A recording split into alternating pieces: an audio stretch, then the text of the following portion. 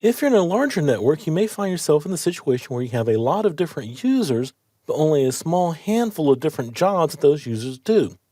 In that situation, you may have only 4 or 5 or 6 actual user roles or user jobs, but you'll have to create a user account for each individual. A way to simplify that and to cut down your work is to create something called a user template. When you create a user template, you create this just like you would a regular user with a few exceptions. So let's come back up here to our Active Directory Users and Computers tool and bring that up. Now, in this case, we're going to create a new user, and so we right-click that, then click New, and then click User. In this case, we're going to call our user a user template. So go User Template, and then we want to give our user the user template logon name. And now click Next.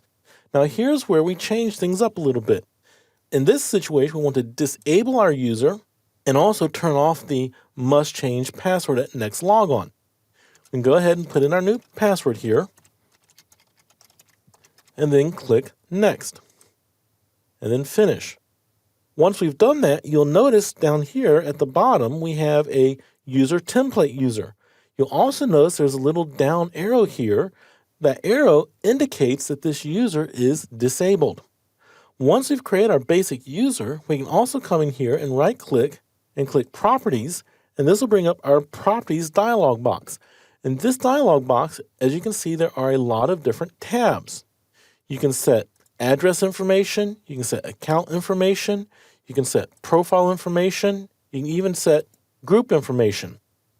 Whatever changes or whatever information you need to add to this, you can go ahead and make the changes here in this Properties box, and any changes that you make will be saved to this user template.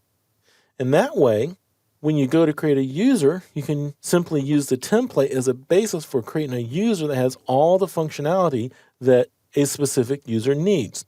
And you'd, of course, make a different template for each type of user in your company. Click OK here. Now that we have our user template, we want to go ahead and look at how we would use this user template to create another user. So the way we do that is right-click our user template, then come up here and click Copy. This brings us directly to the Copy Object dialog box, in which case we can now put in a name. We've used user 1 and 2, so let's go ahead and call this one user 3. And give them the user logon name of user 3, and then click Next. At this point, we do not want to disable this account because this is a user that we actually want to use. So we click off the account is disabled.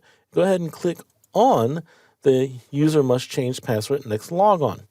We can then go ahead and put in our password here. And then we can click Next and then Finish.